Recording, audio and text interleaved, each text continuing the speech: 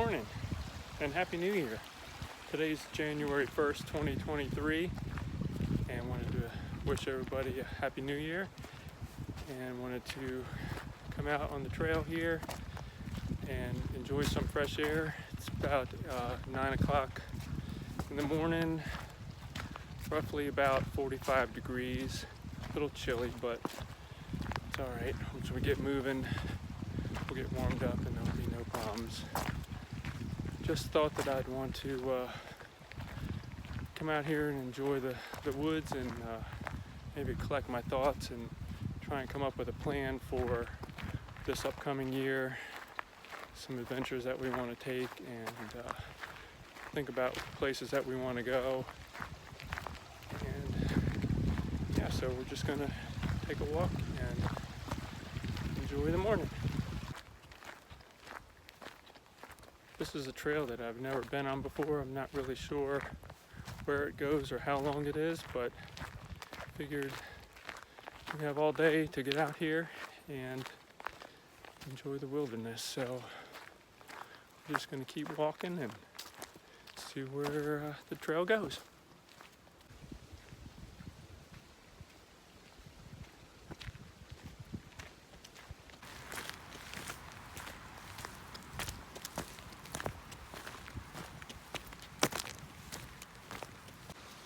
Looks like we're coming up on some kind of structure here in the woods. I'm not really sure at this point what it is, but let's take a look.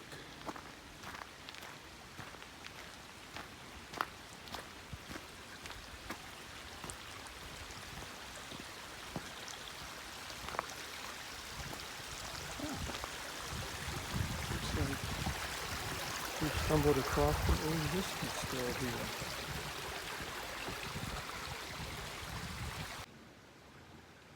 I'm at an undisclosed location here this morning, but we found an old whiskey still up here and wanted to check it out.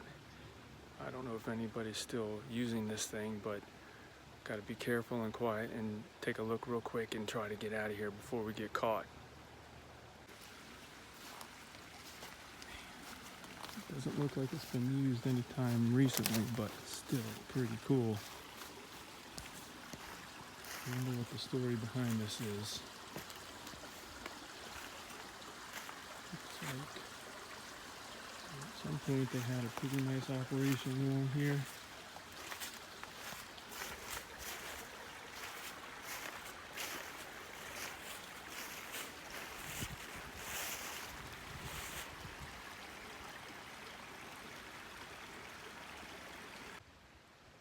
Okay, I was just kidding. This is the Blue Blazes whiskey still in the Catoctin State Park just outside of Thurmont, Maryland. It's a short trail in the Catoctin Park right next to the visitor center, about a third of a mile in, and just a little neat history about the area here. I'll give you some more information, but I wanted to show you the whiskey still up here.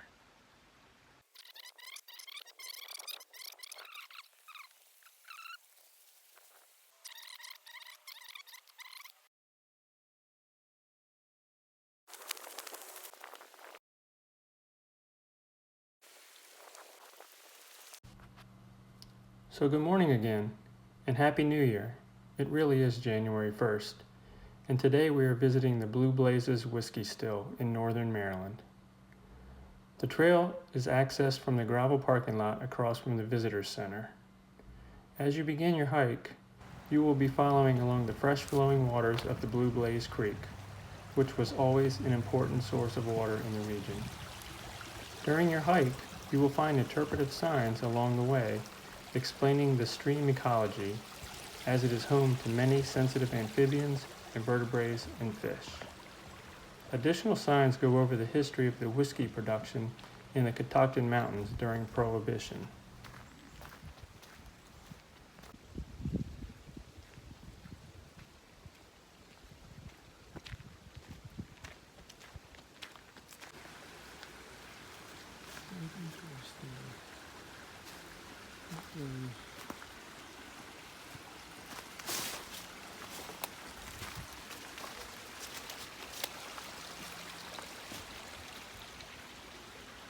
sure how this all works, but maybe somebody that knows about anything about this could give me some comments in the video to let me know what I'm looking at here.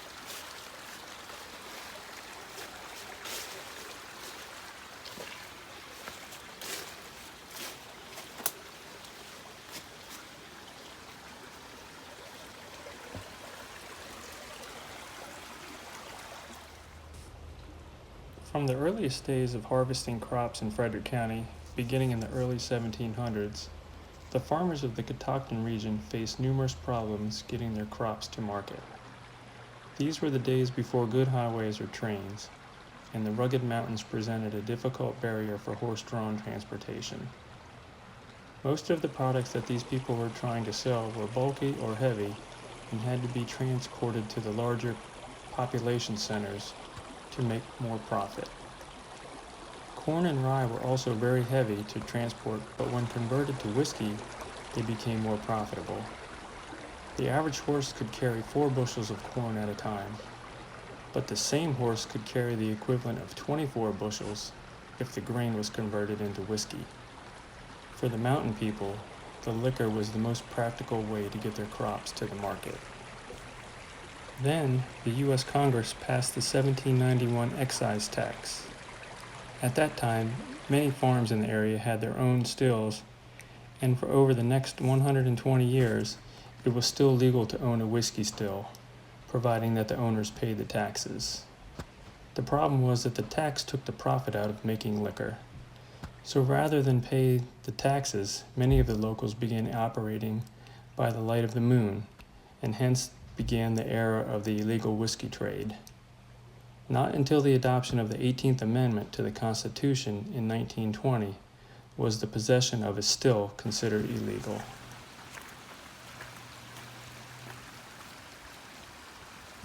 Here's another marker sign with some more information about the history of the Blue Blazes whiskey still.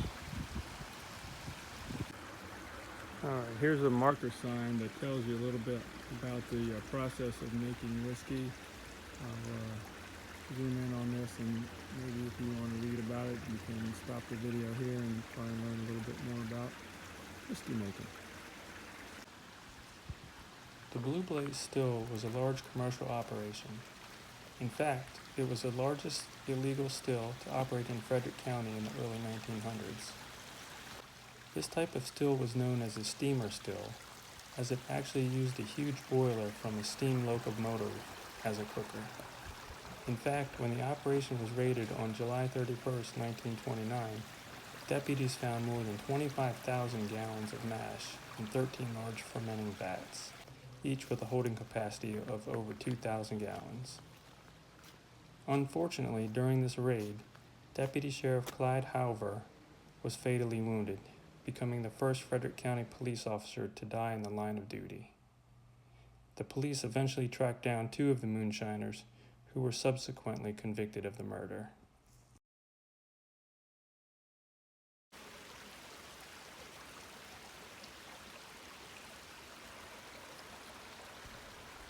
The whiskey still that we see here today is not the original one. The National Park Service has replaced it with this 50-gallon pot still that was relocated from the mountains of eastern Tennessee in 1969. In fact, after it was installed by the National Park Service, they were given a special permit to distill alcohol for demonstrative purposes only. Then, in 1989, the Blue Blazes still went permanently silent, as the government revoked its own distilling permit. Okay, well, I hope you enjoyed that video today and learned something about the whiskey still. Just thought that it would be something fun to do on the first day of the year, and wanted to do something a little bit different. Hopefully we accomplished that and you enjoyed it. If you did so, give me a like in the comments down below, and catch you next time, because like I say, you never know what you're going to see when you get out and explore with John.